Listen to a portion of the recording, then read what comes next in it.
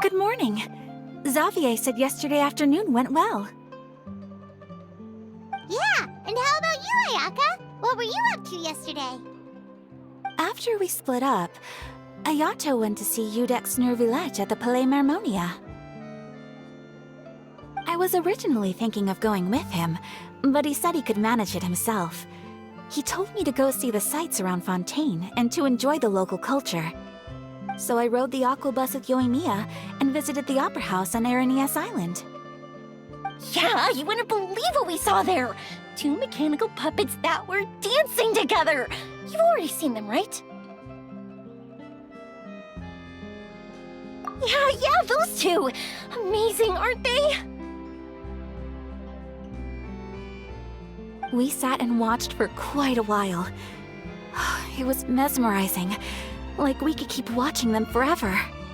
Oh, it was the same for us the first time we saw them, too! Afterwards, we went swimming at the beach! Well, diving, to be exact. It was the first time I ever breathed underwater! I held Ayaka's hand and we counted down together. 3, 2, 1, and then splash! We were beneath the waves. At first, I didn't dare to open my mouth. But once I couldn't hold my breath any longer, I decided to take a big breath in. Turns out the water wasn't as salty as I imagined. It didn't really taste like anything at all. Before I knew it, I was breathing like normal down there. It was an amazing feeling. Ayaka said I was too nervous and needed to loosen my grip. She got used to everything way faster than I did. I knew that the Traveler could do it, so I had no doubt we could do it too. That helped me feel at ease as soon as we dove in. The underwater world in Fontaine truly is beautiful. I love seeing the Romaritime flowers blossoming underwater, like little candles lighting up the streets at night. Yeah, and there were so many creatures that we've never seen in Inazuma. Like those fish that shimmer like a sword blade. Whoosh! Oh, and those big fish that call when they see people. Ooh. Oh, you mean Hunter's Rays and Blubber Beasts! I just love the name Blubber Beast. Just wait till Pops and the others hear about this. They probably won't believe a word I say. Yoimiya was down there for quite a while. It was dark before we finally rode the aqua bus back to the city. I figured she'd want to sleep in today. Yeah, even I was worried I wouldn't be able to get up. I still felt like I was drifting in the waves when I went to sleep last night. But as soon as I woke up today, I remembered that we'd all be shooting a film together, and I was ready to go. Speaking of the film, where's everybody else? My brother and Xavier were speaking to the restaurant owner about using the place as a filming location. They should be here soon. As for the others, We're here. Please excuse my tardiness. I just finished the Special Patrol's 6-mile morning jog. Wait, 6 miles? I'm so tired. I heard you all chatting, so I decided to come down. I sure could use some of that endless energy everyone else has. Good morning, everyone. Morning. Can someone fetch me a cup of coffee? More milk, hold the sugar. Sure, I'd be happy to do that for you.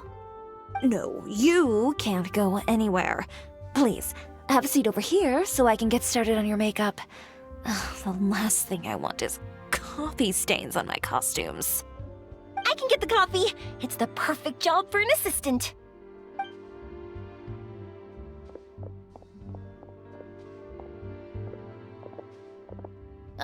So much energy. Seriously, what's her secret? Oh, Yoimiya's always like that. But you sure look exhausted, Farina. It's because you're not used to waking up so early, huh? Of course not. I spent the whole night reading the novel from cover to cover, marking sections that either need to be omitted or adapted. Wow, Paimon didn't expect you to be so thorough. Well, I was the biggest star in all of Fontaine after all. It takes more than just a pretty face to earn a reputation like that. I know how to get serious when the situation calls for it. I went all out when I was acting as an Archon, so why wouldn't I do the same for my own life? Here's your coffee, Director Farina.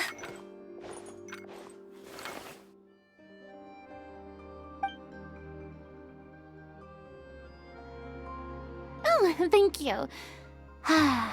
The sound of being called director and the aroma of coffee feels almost as refreshing as hearing the birds chirping in the morning. Oh, it seems everyone has managed to arrive on time. We've reached an agreement with the restaurant owner. We are free to use the second floor to shoot our film. Really? That's great! He is really looking forward to our film and hopes that providing his restaurant as a filming location will attract more customers. Well then, Mr. Xavier, I'll leave the rest to you. Okay, thanks. First, I'd like to introduce our new members. This is our prop manager, Veronique. She'll be in charge of all the film's props and items. And this is Bonneau, our lighting technician. He'll be in charge of lighting and illumination to set up each scene's atmosphere. Wow. Sure feels like we have some real professionals joining the crew now. First of all, please allow me to first express my sincerest gratitude to everyone in the crew. When my investor informed me yesterday that he wouldn't be able to provide the funds, I really thought that this was the nail in the coffin for this film. I had no idea that I'd find so many people willing to help me on such short notice. Thank you. Thank you all from the bottom of my heart. No need to be so cordial, Mr. Xavier. We're all honored to be a part of this. Your works made a profound impression on me when I saw them back in Inazuma. I am sure that someday, this film will be remembered as a prime example of cultural exchange between Fontaine and Inazuma. Yes, the story is the reason I agreed to join. I can't bear to even imagine what this film would look like without the very best director. Anyway, I would like to make a promise to everyone that as the producer of this film, I'll do whatever I can to ensure that everything goes as smoothly as possible. This is not just my film. It also embodies the thoughts and feelings of every person here, as well as the endless effort we are about to pour into it. So, without further ado, the Two Musketeers will officially begin filming now! You may take it from here, Director Farina. All right, listen up, everyone.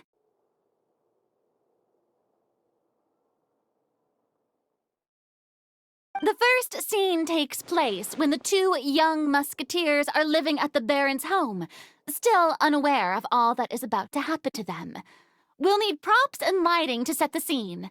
Our lead actors can go get their makeup done, and extras, please take this time to go over your positions. Whoa. Seems Farina's really kicking things into gear as the director.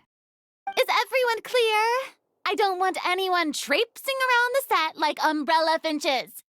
All right, cameras will start rolling as soon as the set is ready. Let's make a film that'll make some serious waves in Fontaine. Not the kind of waves that drown people. I mean, the good kind of waves. Seems like she's still a bit traumatized by that.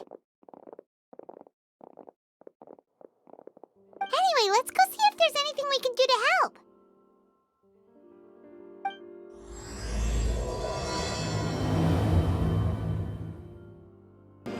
How about here? A little more to the left. You got it. Hey, Yoimiya, do you need a hand? No, I'm fine. You know, doing the lighting is kind of like designing a fireworks show. It's interesting to imagine what kind of atmosphere the lights will create. I heard that the Traveler will be operating the camera and Paimon will be the clapper loader, right? Those roles are just perfect for the two of you. Really? Is that because it'll be easy for Paimon to hold the clapperboard while flying? Well, sure, there's that, but that's not exactly what I meant. I just think that after all your journeys together, you two must have developed a super close bond and just naturally know how to work with each other. If I'm not mistaken, the director will want the cameras rolling as soon as the clapperboard goes clack. Oh, I see. It's amazing to see the magic behind filmmaking. Yoimiya, we need lights over there, too. Oh, on it! I've got to get back to work. Chat with you later. Oh, it's exciting to see so many people working together to bring the film to life.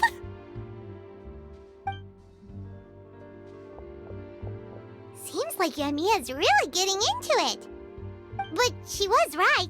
We do have a super close bond, don't we? Paimon's really happy to hear that.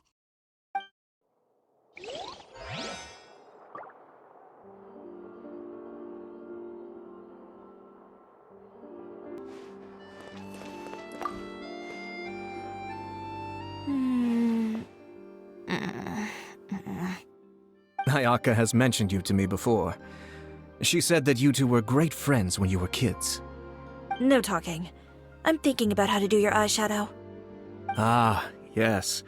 To help me really look the part. To achieve a more young and naive look for this scene. Are you saying the wrinkles around my eyes are too deep? You just have too much of a calculating look in your eyes. You sure don't mince your words. It seems you really haven't changed much. Quiet.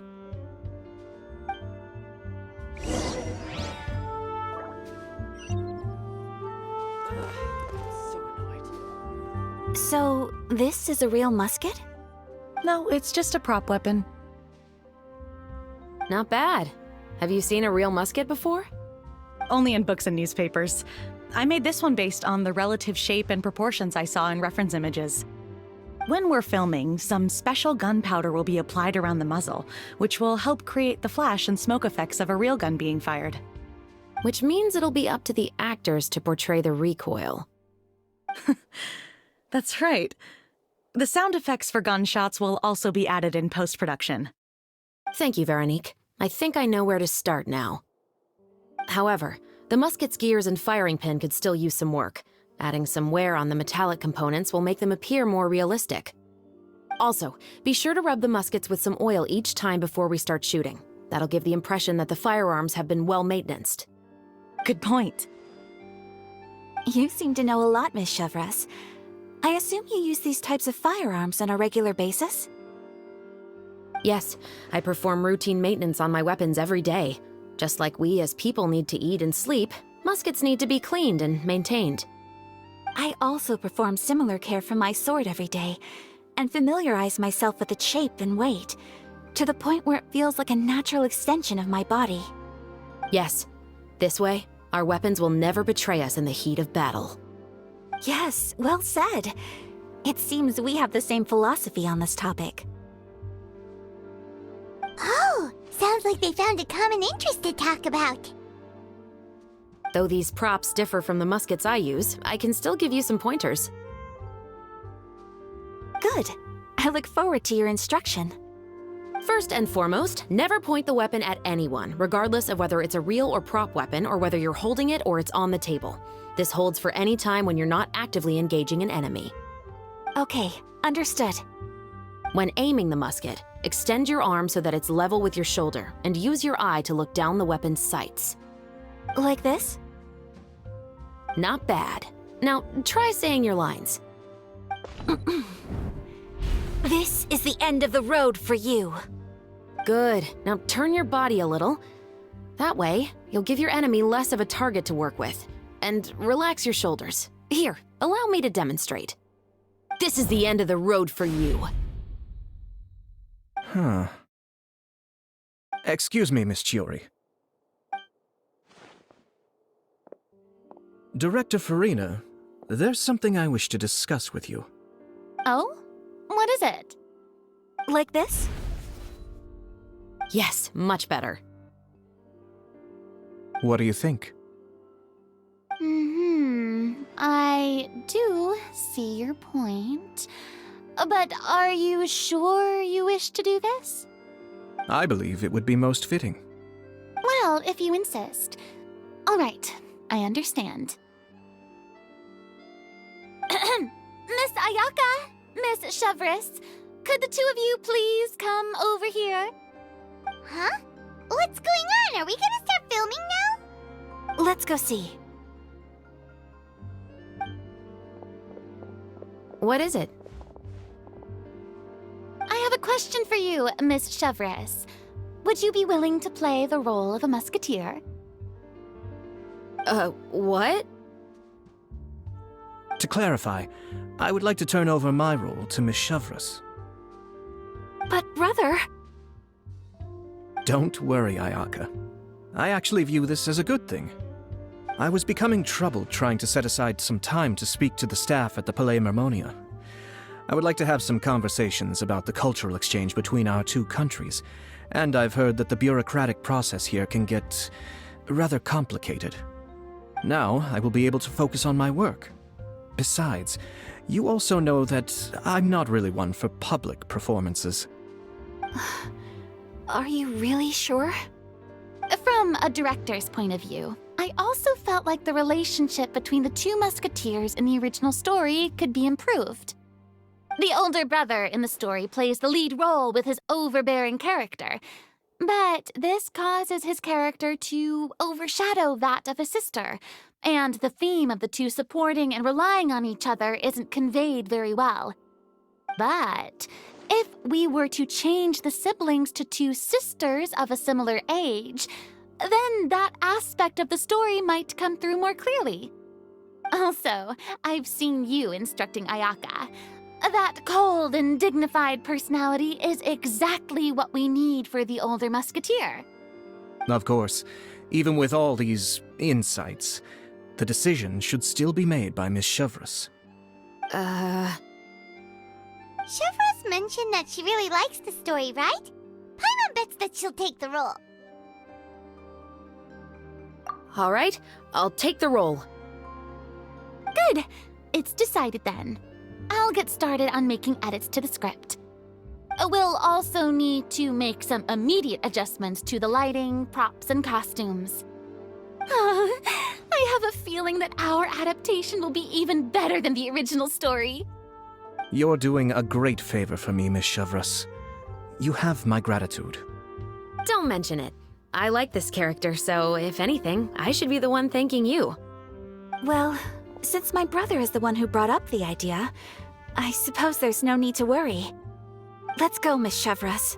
I look forward to working with you. Please, just call me Chevris.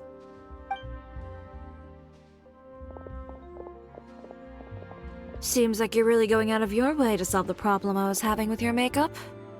Surely you jest, Chiori. I assure you that I was mostly motivated by a desire to spend more time on formal business. Oh, come on. You really think I'd buy that? According to what I've heard from Ayaka, her brother is someone who can juggle 10 different matters at the same time. I'm sure you have other reasons for backing out. Perhaps. Ayaka always said she wanted to go out and see more of the world, just like the Traveler. But I feel that she needs not only to see other nations, but also to make some different kinds of friends. I think it would be harder for her to make new connections with me constantly by her side. I would like to give her some space. All right, go on. Spoil her some more. Ayato, it's too bad you're stepping down from the role. Paimon really wanted to see you act as a musketeer.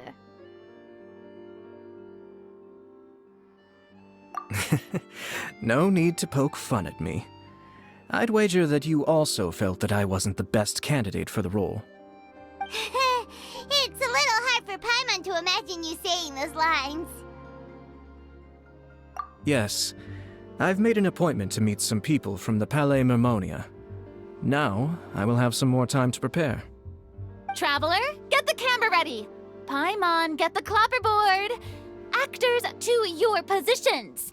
We're about to start shooting the first scene. Go on now. And please take good care of Ayaka. Yep, don't worry. Thank you. I look forward to seeing the film when it's finished.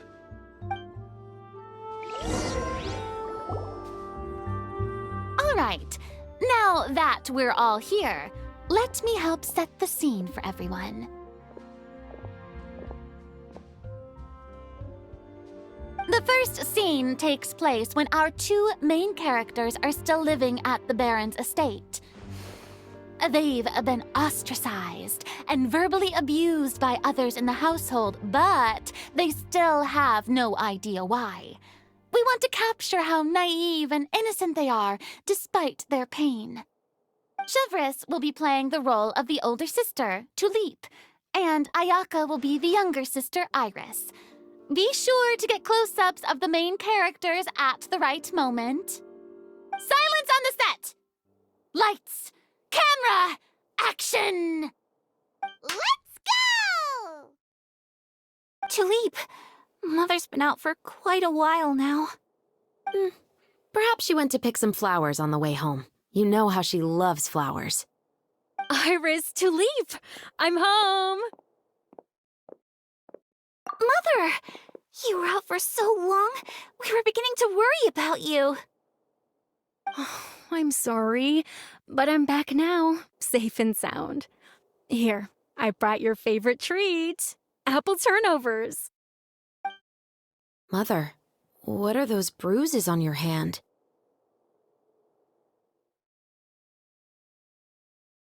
Huh? What bruises? Oh, I must have bumped into something while I was working yesterday. But I didn't notice them this morning. Then perhaps they're from when I accidentally tripped when I was out just now. By the way, did you have fun playing at home?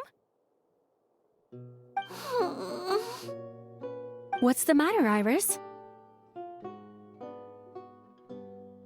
Well, we've realized that no one really wants to play with us. They even took Iris's doll and spat at us. And they even called us names. They said we were... Shh. It's all right. Don't worry. Girls, listen to me. It doesn't matter what anyone says. Don't listen to them. No one can define you with such words. You both have wonderful lives ahead of you. Just like your names. You will both blossom like beautiful flowers. Maybe your time to blossom hasn't quite come yet, but one day, you two will bloom more beautifully than anything else. Don't let the soil you're in now ruin your future beauty. Understand? My dear daughters. And cut! Not bad.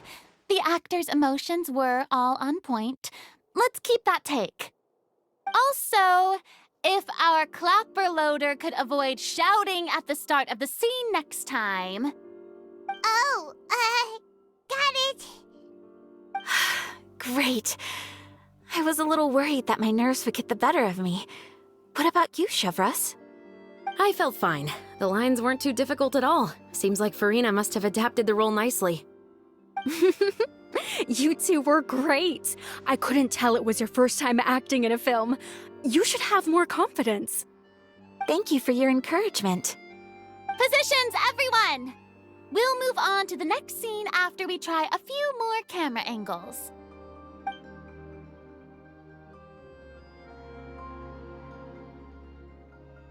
This scene is when our two characters return home, only to discover their mother has been murdered. Ready? Lights! Camera! Action! Mother, we're back! Mother?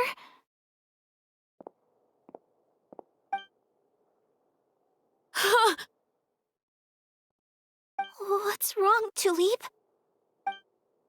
Iris, stay away! Huh? Why? What's... Mother! Mother... She's...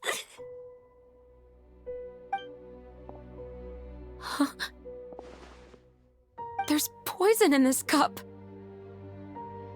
Huh? I could have sworn I've seen this kind of cup before. Those aristocrats. They didn't even try to cover up their actions.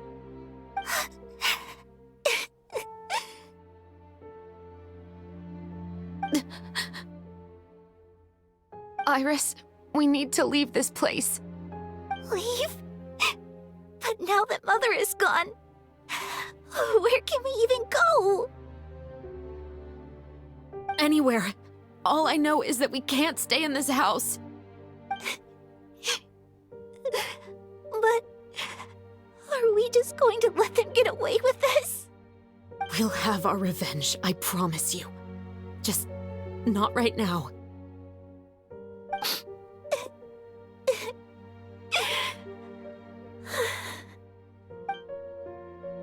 Come on, let's go. No, wait. We can't just leave Mother here like this. At least let me leave this rose with her. That's why we went out in the first place. To buy her this flower. All right. Goodbye, Mother. We'll avenge you. Someday. And cut! Beautiful! Great performance! Oh my, you're so amazing, Ayaka! And were those real tears I saw? How did you do it? I was surprised too. Thank you for the kind compliments. Actually, as soon as Director Farina said action, I told myself not to think about anything. I just felt the weight of the moment and became the character. It's quite similar to practicing the art of the sword. You clear your mind and focus only on what's happening in front of you. Ayaka's performance was amazing. Have I discovered an acting prodigy? Pipe down, everyone! We need to move on to the next scene!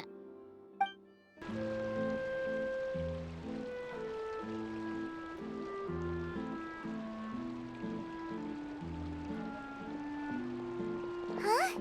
Are we done already? But Paimon wants to keep playing with the clapperboard.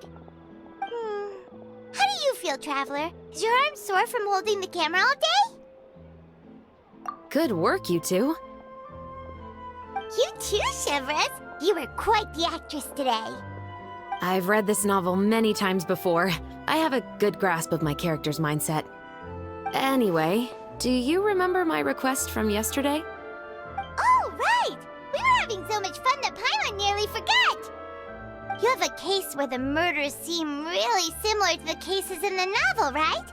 So, how are they similar exactly? In the story, the main characters grow up to become two musketeers, always using their guns to carry out their revenge. And on each of the victims, they place a rainbow rose as a signal that they've returned. Yes, that's correct. We found rainbow roses just like in the novel. Seems like you're connecting the dots now. Oh, that does sound pretty concerning. Especially after seeing the script today. Ooh, now Paimon can't stop wondering what kind of ulterior motive the murderer might have. What do you think, Traveler? You're smart. Paimon wants to hear your thoughts. Good. On behalf of Fontaine's Special Security and Surveillance Patrol, thank you for your dedication to justice. There's no time to lose. We should start investigating right away. Follow me. Huh? Right now? Well, we just got done filming all day. Paimon's so tired. The most valuable intel always comes after nightfall. They are like small, remote islands in the middle of the sea. If you don't stay vigilant, you will pass right by them in the fog. That's how one of my favorite books always puts it, at least.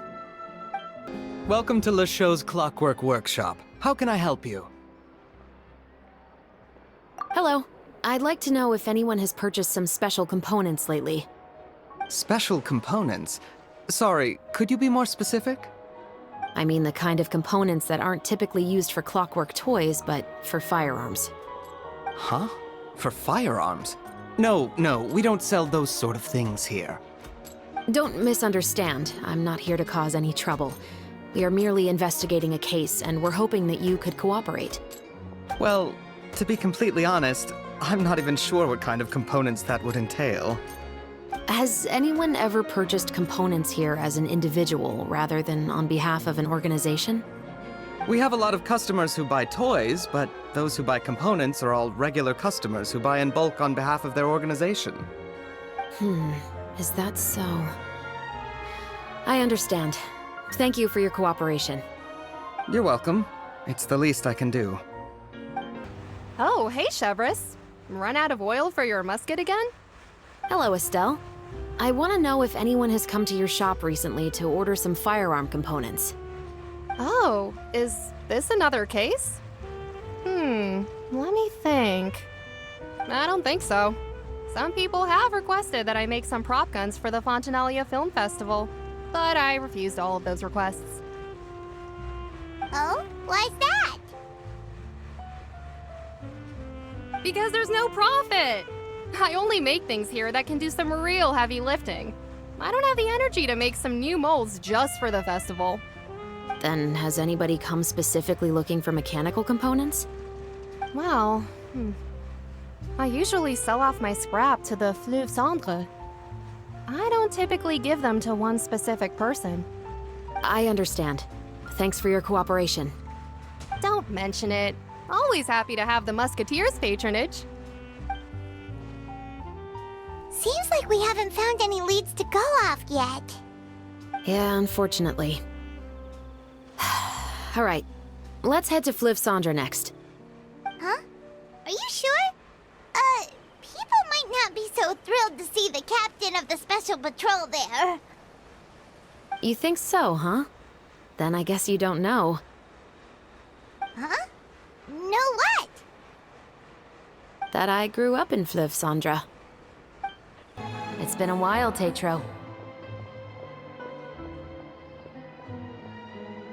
Please, just get on with your request. I want to know if you've heard anybody talking about muskets lately.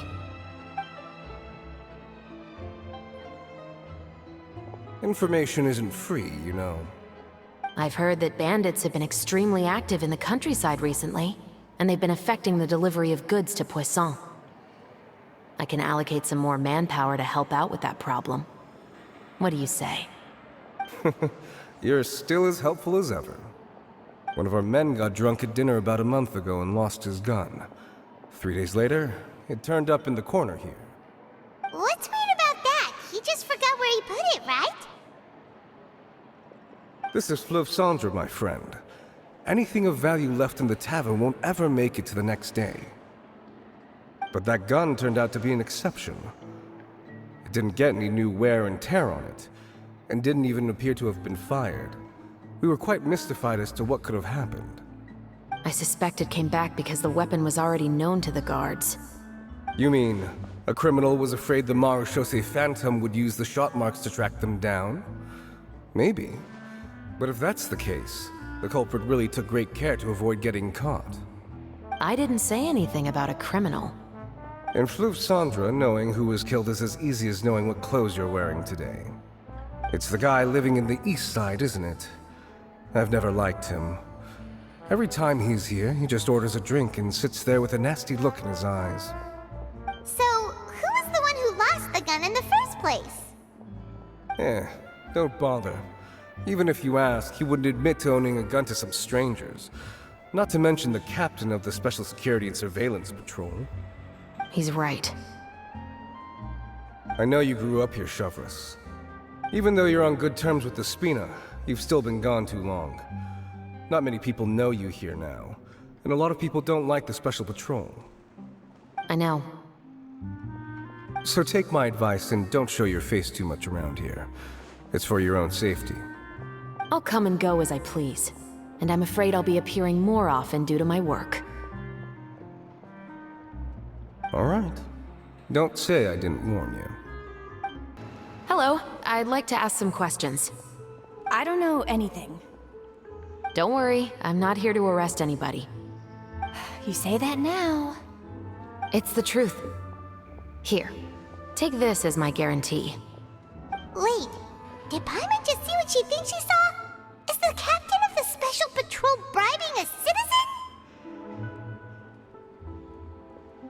Seems you're different from the other guards. What do you want to know? Have you heard anything related to muskets in Fleuve Cendre lately? Anything at all? Muskets, huh? All I know is that about 2 weeks ago, we started hearing some loud noises at night. So loud that it's been waking me up. Were they gunshots? Possibly. It's hard to tell around here. Someone's house collapsing, a pipe exploding somewhere, it's all the same. But the noises I'm talking about definitely happened after I fell asleep. Do you know where the noises were coming from? I don't remember clearly. Is it that you don't remember, or that you need to think about it some more? You tell me. Then please, think about it some more. She's giving her even more Mora!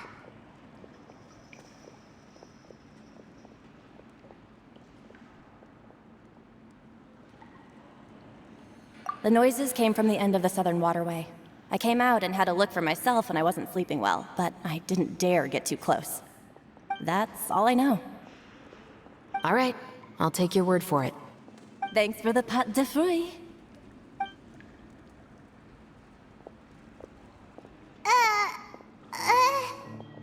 No need to be surprised. I grew up here, remember? I know how to get people around here to talk. Seems you catch on pretty quick. Now then, let's keep going. What's all this? Some broken planks and barrels, as well as some liquor bottles? Yes, but have a closer look, Paimon. Even though somebody has purposefully tried to clean them up, these are obviously marks from musket bullets. In other words, someone was here trying to improve their shot. They were using the barrels and bottles for target practice. Could it have been the killer? Your guess is as good as mine. Although many people at Fleuve Cendre own guns, few hide the fact from others. And even fewer would go to such lengths to hide markings from practice shots. Anyway, let's go. There might be more to this. Seems like that's all we'll be able to uncover for today. Paimon feels like we managed to learn a lot more here than up on the surface. Yes. Assuming that everything we found is indeed connected to our suspect, then their timeline was probably something like this. A month ago, our suspect found a gun and took it home to disassemble it. Once he'd figured out its mechanics, he brought it back. In the following weeks, he used some parts to create his own makeshift musket, and took it to the Fleuve Cendre for target practice. Then, a few days ago, he found his target and carried out the murder. Once the deed was done, he left a rainbow rose on the body, just like the scene in the novel.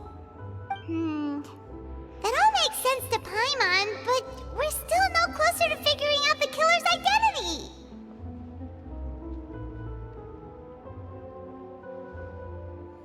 The deceased was a resident of Fleuve Cendre. It's said that he was a poor, solitary man. Yeah, that's also something I'm trying to figure out. If we are indeed following the novel, and there's a story behind the murder, then this murder should be an act of vengeance. But according to our investigation, the deceased didn't have any enemies. He was no saint, but no one's heard of a rival who hated him enough to shoot him dead. Much less care to leave a rose on his body. What message is the killer trying to convey? And to whom exactly? We've thoroughly investigated that possibility.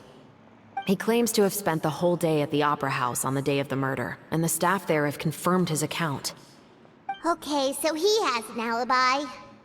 Not only that, he lacks a credible motive as well. He has a family of his own, and both of his parents are still alive.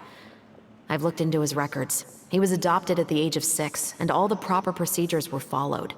There are also records of him at an orphanage before then. In the story, the mother of the 2 musketeers was murdered after the children turned 10.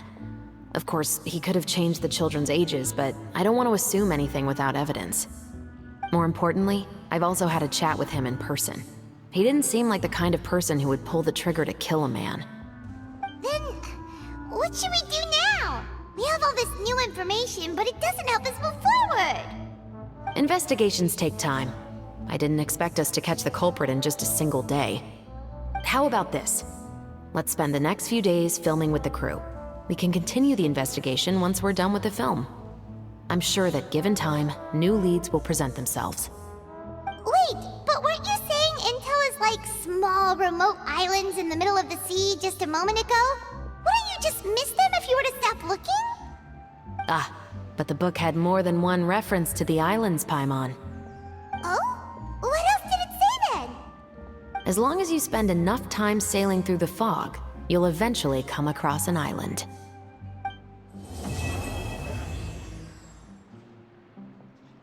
Thank you everyone who came to watch my clip.